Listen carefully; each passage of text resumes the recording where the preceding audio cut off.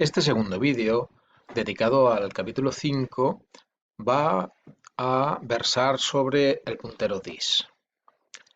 Cuando un método se está ejecutando, siempre lo hace sobre un objeto, el objeto al que hemos llamado desde siempre el objeto implícito.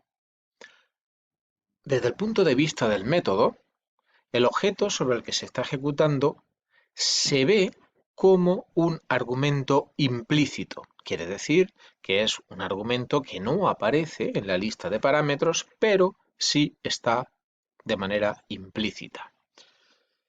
Para acceder a los métodos o campos de una clase, desde el método de la clase que se está ejecutando, basta únicamente con escribir su nombre. No hay que especificar de manera explícita el nombre del objeto, porque repito, se entiende que es el argumento implícito, que está de forma implícita. O sea, de manera implícita se entiende que se está accediendo a un componente de la clase, cuando no se especifica el nombre del objeto. C++ ofrece, no obstante, la posibilidad de hacer explícito el acceso a los componentes de la clase, utilizando para eso un puntero. El puntero llamado puntero this. Recuerde que o tenga en cuenta que hablamos de un puntero, no es una referencia, sino el acceso al objeto implícito se realiza utilizando un puntero. Y como tal, podemos, deberemos tener en cuenta que contiene una dirección de memoria, que en este caso sería la dirección de memoria del objeto implícito sobre el cual se está ejecutando el método y que podemos hacer con ese puntero lo mismo que con cualquier otro puntero. El puntero this es un puntero predefinido, accesible desde todos los métodos no estáticos de una clase. Cuando decimos predefinido, queremos decir que no hace falta declararlo, no. Ese puntero contiene la dirección de memoria del objeto sobre el cual se está aplicando el método en ejecución, o sea, el objeto implícito. Ya tenemos un mecanismo de conocer cuál es la dirección de memoria del objeto implícito. Y eso será bastante interesante, como veremos más adelante. Bien, recordamos un ejemplo que empleamos en el capítulo 4, cuando trabajábamos con secuencias y estábamos implementando el método que realizaba la copia profunda, el método clona. Podríamos haber utilizado cualquier otro ejemplo, pero este nos parece especialmente interesante por dos razones. Primero, es un método de una clase, por lo tanto existe un objeto implícito. Y segundo, hay un acceso a un objeto explícito, aunque en este caso se realizaba, como puede ver, a través de una referencia. Bien, el objetivo de este método era realizar una copia profunda del objeto cuya referencia es otra en el objeto implícito. Bien, los detalles internos del método no nos importan ahora mismo, se supone que ya están o ya son de sobra conocidos. Bueno, cuando se ejecuta este método, se tiene que realizar, clona, se tiene que realizar sobre un objeto. Este sería el objeto implícito y el método se ejecuta sobre este objeto. Quiere decir que cuando dentro del método clona accedamos o escribamos el nombre de un campo del objeto, en realidad ese campo es del objeto otro almacén, del objeto implícito. Ese método también gestiona otro objeto, aunque sea a través de una referencia, y para poder acceder a los datos del objeto almacén, que sería el objeto explícito, explícito porque su nombre aparece de forma explícita en el método, deberemos hacerlo a través del operador punto, escribiendo en primer lugar el nombre del objeto al que se accede. Bien, de forma que si, por ejemplo, en la función main tenemos estos dos objetos, el objeto almacén y el objeto otro almacén, el objetivo de este método es una copia profunda del objeto almacén en el objeto otro almacén. Bien, cuando se realiza la llamada al método, y ahora considerando la lista de parámetros formales, la cabecera del método, observe que el objeto almacén se asocia a la referencia otro, o la referencia otro se asocia al objeto almacén. Eso significa que en el entorno asociado a el método clona, otro sería una referencia que me llevaría al objeto explícito, al objeto almacén. Y si recuerda, en el ejemplo decíamos que el método tenía acceso al objeto implícito para poder acceder de manera automática. Utilizábamos esa palabra por, en fin, por de alguna forma quitarle un poco de hierro y de importancia y no entrar en demasiada profundidad en ese momento. Ahora sí que es el momento. Se accedíamos de forma automática a los campos del objeto implícito y para eso el método necesitaba de alguna forma poder acceder a ese objeto implícito. Antes poníamos simplemente este dibujo, esta sugerencia, decíamos, bueno, pues de aquí el método a través de este mecanismo accedía al objeto implícito. Bueno, pues ahora ya ese mecanismo ya tiene un nombre, es un puntero. Ese puntero se llama this.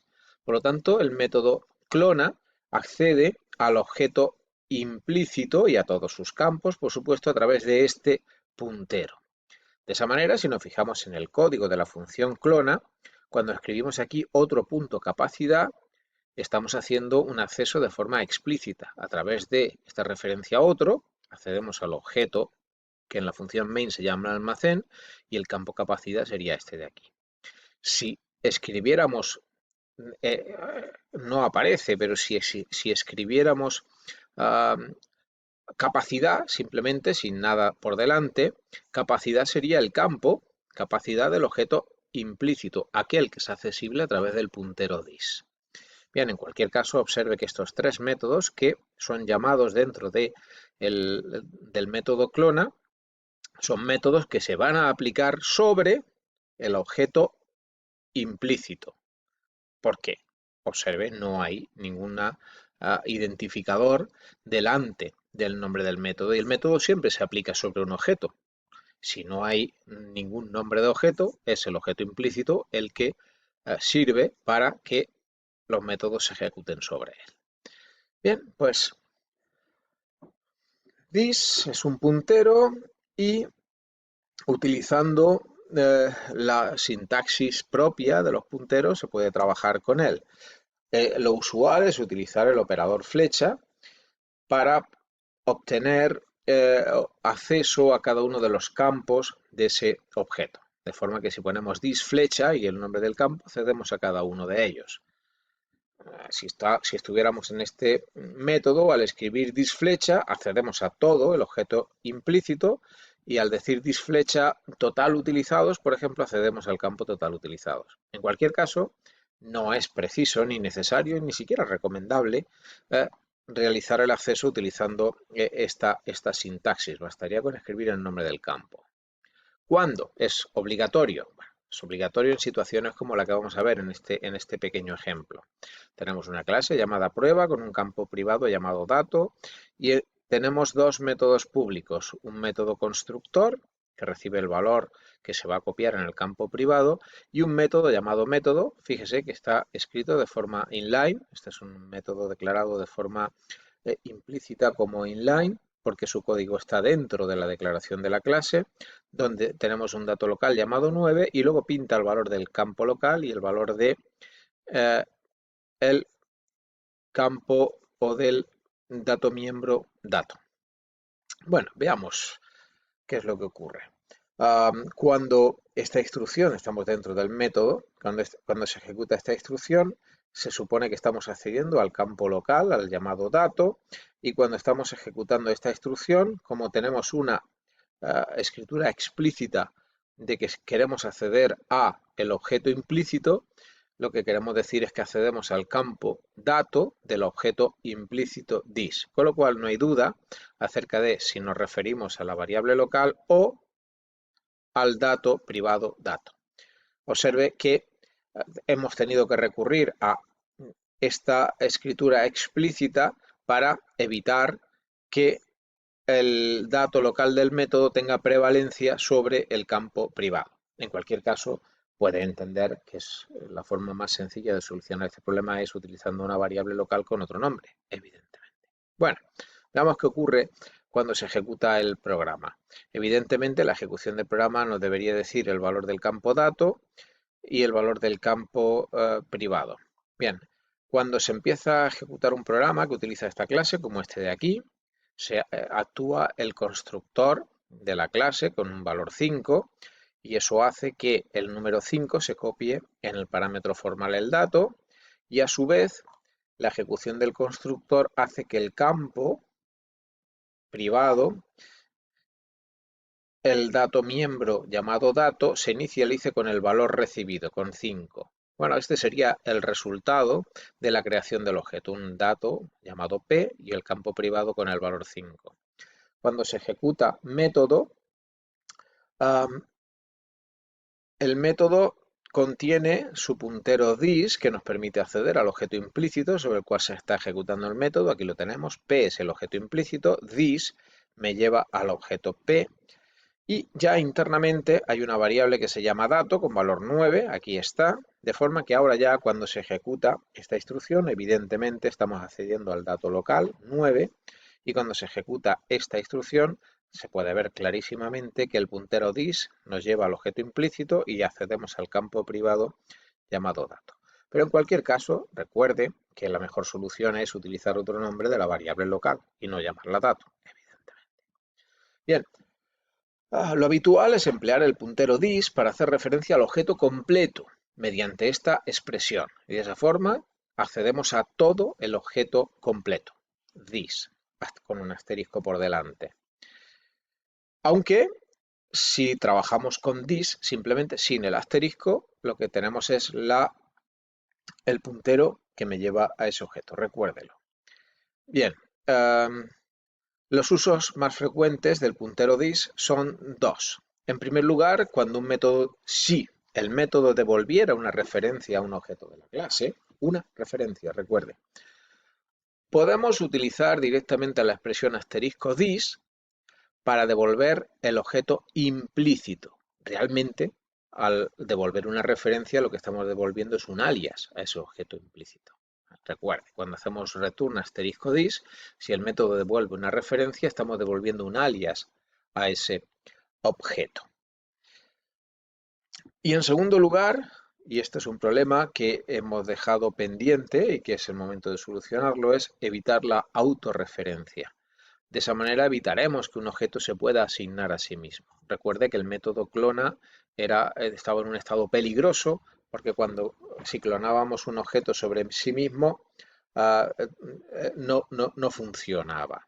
Ahora ya podemos evitar esa autorreferencia. ¿De qué manera? Pues lo adelantamos. Si this es un puntero, this contiene una dirección de memoria. Por lo tanto, si otro es el objeto explícito, cuando intentamos asignar un objeto a sí mismo, la dirección de memoria de otro es exactamente la dirección de memoria del objeto implícito. Y eso lo tenemos en this. Por lo tanto, si esta condición es cierta, significa que el objeto implícito está en una dirección de memoria distinta de la del objeto explícito. Y por lo tanto, es posible hacer la asignación o que se ejecute la autoasignación. En definitiva, esta instrucción nos dice que el objeto implícito es distinto al objeto otro. Recuerde que este es el operador que me devuelve la dirección de memoria. Y finalmente, como una nota avanzada, indicar que this no es parte del objeto y que cuando se llama a un método de la clase, el compilador introduce un nuevo parámetro, es un argumento oculto para el método, que es directamente es el puntero this, de manera que cuando se hace una llamada a la función, al método, como vemos aquí, mi fecha.ponmes, el compilador lo sustituye por una llamada de este tipo. Es una llamada a la función ponmes en el que se introduce de forma automática la dirección de memoria sobre la cual se va a ejecutar esa función. Pero en cualquier caso, esto es simplemente una nota avanzada y que no es preciso para continuar con la materia. Y con esto finalizamos el puntero this.